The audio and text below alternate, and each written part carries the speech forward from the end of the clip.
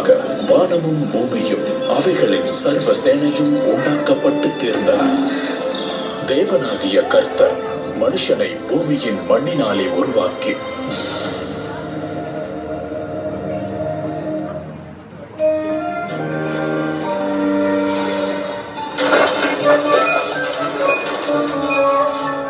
ஜீவ சுவாசத்தை அவன் நாசியிலே ஊதினார். மனுஷன் ஜீவத்துவமானான். அப்போது தேவன் தாம் உண்டாக்கின எல்லாவற்றையும் பார்த்தார். அது மிகவும் நன்றாயிருந்தது.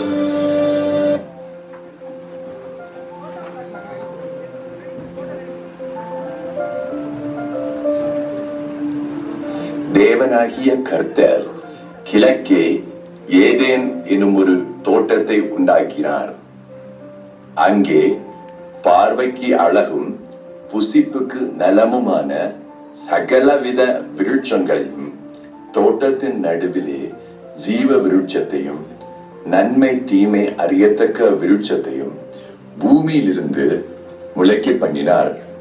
அங்கே தாம் உருவாக்கின மனுஷனை கொண்டு வந்து அதை பண்படுத்தவும் காக்கவும் வைத்தார்.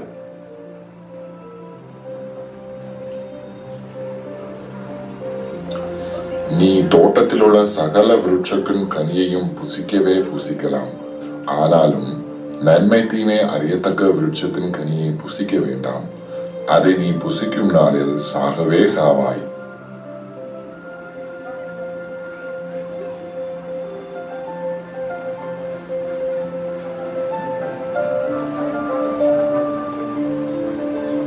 மனுஷன் தனிமையாய் இருப்பது நல்லதல்ல.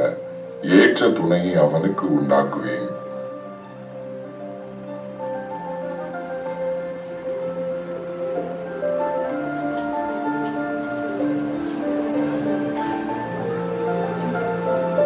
தேவன் வெளியின் சகலவித மிருகங்களையும் பறவைகளையும் மண்ணினால் உருவாக்கி ஆதாமிடத்தில் கொண்டு வந்து,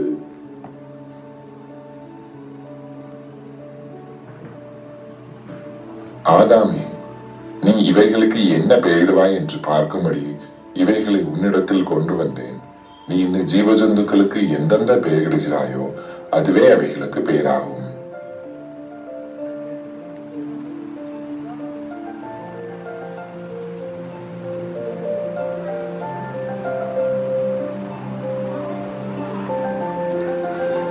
அப்படியே ஆதாம் சகலவித நாட்டு மிருகங்களுக்கும் ஆகாயத்து பறவைகளுக்கும் சகலவித காட்டு மிருகங்களுக்கும் பேரிட்டான்.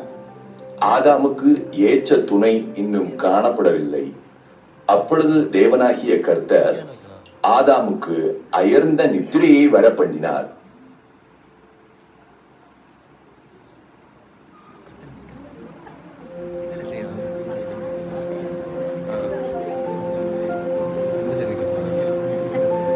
அவன் நித்திரை அடைந்தான். அவர் அவன் விலா எலும்புகளில் ஒன்றை எடுத்தார். அந்த இடத்தை சதையினால் அடைத்தார். தேவனாகிய கர்த்தர் மனுஷனின் விலா எலும்பை மனுஷியாக உருவாக்கி அவளை அவனிடத்தில் கொண்டு வந்தார்.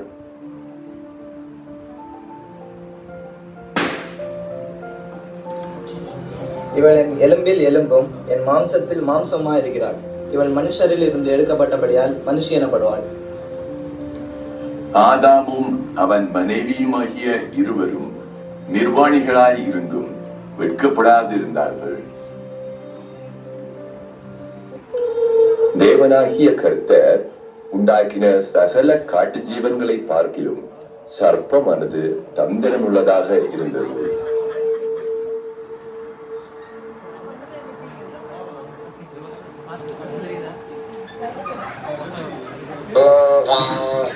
தோட்டத்தில் உள்ள சகல விருட்சங்களின் கனியையும் புசிக்க வேண்டாம் என்று தேவன் உங்களுக்கு சொன்னதுண்டோ?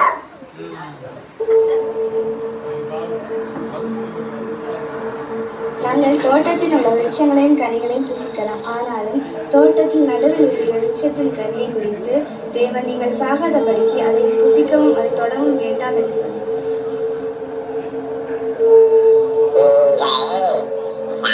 சாவதில்லை. நீங்கள் இதை புசிக்கும் நாளில் உங்கள் கண்கள் திறக்கப்படும் என்றும் நீங்கள் நன்மை தீமை அறிந்து தேவர்களைப் போல் இருப்பீர்கள் என்றும் தேவன் அறிவார்.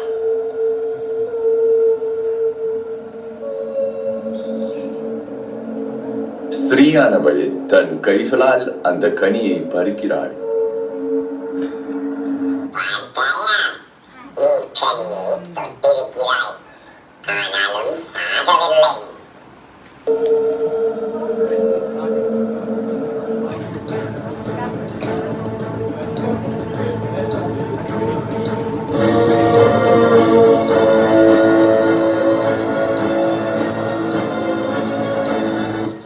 நீ இங்கு என்ன செய்து கொண்டிருக்கிறாய்? உனக்கு என்ன ஆயிற்று? எல்லாவற்றையும் உணர்கிறேன். என்ன உணர்கிறாய்? இதை புசித்து பார். தேவன் இதை புசிக்க வேண்டாம் என்று சொல்லியிருக்கிறாரே. நான் அறிவேன். புசி. ஆதாமும் வாங்கி புசிக்கிறான்.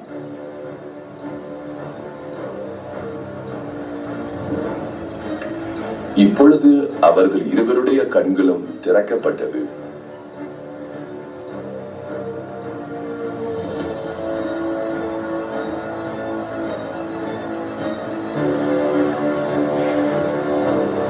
அவர்கள் தாங்கள் நிர்வாணிகள் என்று அறிந்து அத்தி இலைகளை தைத்து தங்களுக்கு அரை கச்சைகளை உண்டு பண்ணினார்கள்.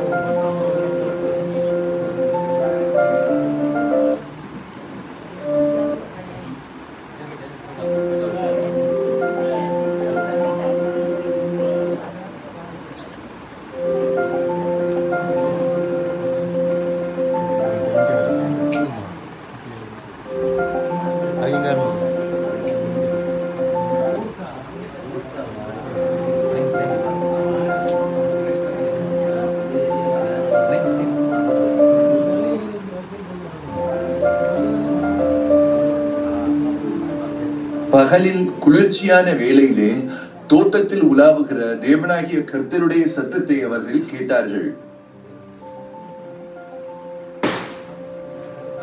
தேவனாகிய கர்த்தர் தோட்டத்திற்கு தான் வந்து கொண்டிருக்கிறார். நாம் என்ன செய்வது? நாம் கர்த்தரின் சத்தத்திற்கு விலகி தோட்டத்தில் ஏதாவது விருட்சங்களுக்குள்ளே ஒளிந்து கொள்ளலாம். வா, செல்வோம்.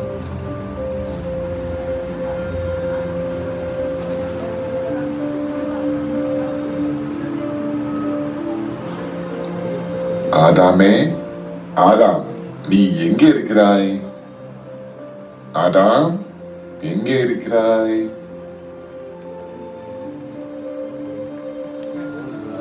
உன்னுடைய சத்தத்தை தோட்டத்திலே கேட்டு நான் நிர்வாணியாக இருப்பதினால் பயந்து ஒழித்துக் கொண்டேன். நீ நிர்வாணி என்று உனக்கு அறிவித்தவன் யார்? புசிக்க வேண்டாம் என்று நான் உனக்கு விளக்கின விருட்சத்தின் கனியை புசித்தாயோ? ஆமாண்டவரே, நீர் என்னுடன் இருக்கும்படி கொடுத்த ஸ்திரீயானவள் அந்த கனியை எனக்கு கொடுத்தாள். நானும் புசித்தேன். நீ ஏன் இப்படி செய்தாய்? சர்ப்பம் என்னை வஞ்சித்தது. நான் புசித்தேன்.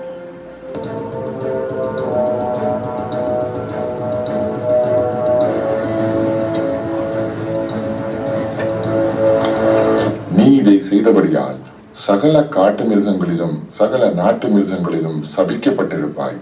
நீ உன் வயிற்றினால் நகர்ந்து உயிரோடு இருக்கும் நாடெல்லாம் மண்ணை தின்பாய்.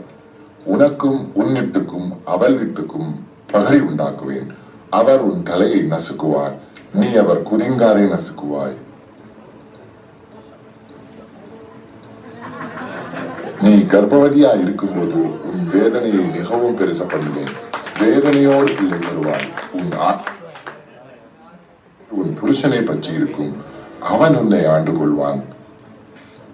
நீ உன் மனைவியின் வார்த்தைக்கு செவி கொடுத்து புசிக்க வேண்டாம் என்று நான் உனக்கு விளக்கின விருட்சத்தின் கனியை புசித்தபடுகிறாரே, பூமி உன்னிமித்தம் சபிக்கப்பட்டிருக்கும். நீ உயிரோடு இருக்கும் நாளெல்லாம் வருத்தத்தோட அதன் பலனை புசிப்பாய். நீ பூமியிலிருந்து எடுக்கப்பட்டபடியால் நீ பூமிக்கு திரும்ப மட்டும் உன் முகத்தின் வேர்வையால் ஆகாரம் புசிப்பாய். நீ மண்ணாய் இருக்கிறாய், மண்ணுக்கு திரும்புவாய்.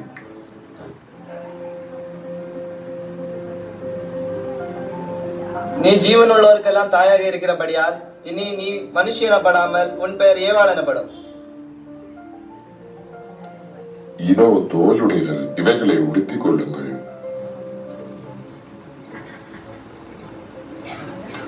இதோ மனுஷன் நன்மை தீமை அறியத்தக்கவனாய் நம்மள ஒருவனை போனானான். இப்பொழுதும் அவன் தன் கையை நீட்டி ஜீவவருட்சத்தின் கனியையும் பறித்து புசித்து என்றைக்கும் உயிரோடிராதபடிக்கு செய்ய வேண்டும். நீ மண்ணாயிருக்கிறாய், ஆதலால் நீ எடுக்கப்பட்ட மண்ணை பண்படுத்தும்படி உன்னை பூமிக்கே அனுப்புகிறேன். இவ்விடம் விட்டு போய்விடு.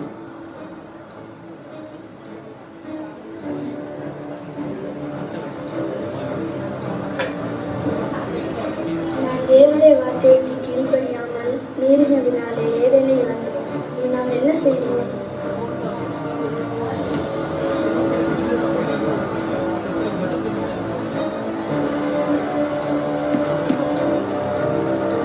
அவர் மனிதனை துரத்திவிட்டு ஜீவ விருட்சத்துக்கு போகும் வழியை காவல் செய்ய ஏதேன் தோட்டத்திற்கு கிழக்கே கேருபீன்களையும் வீசிக்கொண்டிருக்கிற சுடரொளி பட்டயத்தையும் வைத்தார். இந்த கதை எப்போதோ முடிவடைந்து விட்டது. அந்தபடியே முந்தின மனுஷனாகிய ஆதாம் ஜீவாத்மாவானான். பிந்தின ஆதாம் உயிர்ப்பிக்கிற ஆவியானார்.